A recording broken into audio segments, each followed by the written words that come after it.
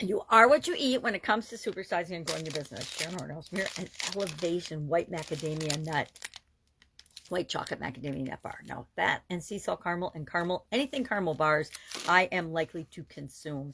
But I don't think I am an energy bar or a protein bar, although I like to think I'm an energy bar. Because what we consume, what we eat, although the origin of this idiom, you are what you eat, is unknown or uncertain, it's believed to have come about in the 1800s. And then in 1920, the nutritionist Victor Lindar wrote a book that was popularized and became popular called You Are What You Eat, How to Win and Keep Health with Diet. And that is when the idea of, what we consume, what we put into our bodies has a direct impact on our physical and mental well-being and on our health. And so if we want to be healthy, we should probably think about what we're consuming. And I think that most of us know that when we eat and drink things that are bad for us, we get worse results than when we take good care of ourselves, both physically, mentally, emotionally, spiritually, etc.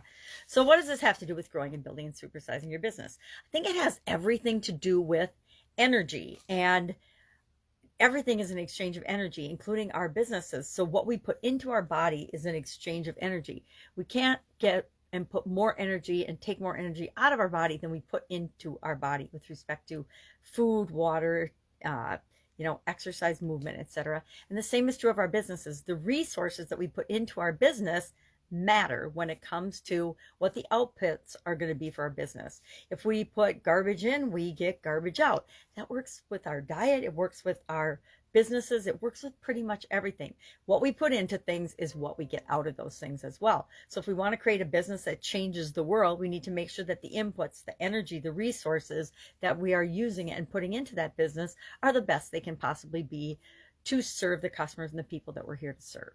So I love this idiom personally. It reminds me that maybe a lot of caramels and a lot of sweets aren't what I need to put into my body to get what I want out of my body. And maybe I need to consume more fruits and vegetables and things that are actually real foods, just like we want to use real resources as we're building and growing our business, real information, real knowledge, real wisdom, real value, so that we're giving our customers and the people that we're here to serve real value in exchange for the money that they give us so that we can grow and build and supersize our business. So love to know your experience with this. Do you believe you are what you eat? Sometimes I cringe when I think about that, but it's a great reminder to pay attention to what we are using for inputs in our body, as well as what we're using for inputs into our business. Again, bad information in, bad results out. Good information in, generally used properly, transformed and adding value, good results out. All right, have an awesome day. If I can help in any way, ask. Otherwise, I will be with you tomorrow with another interesting idiom. What does it mean? Where does it come from? If we can identify it, and how you might use it to build and grow and supersize your business right now.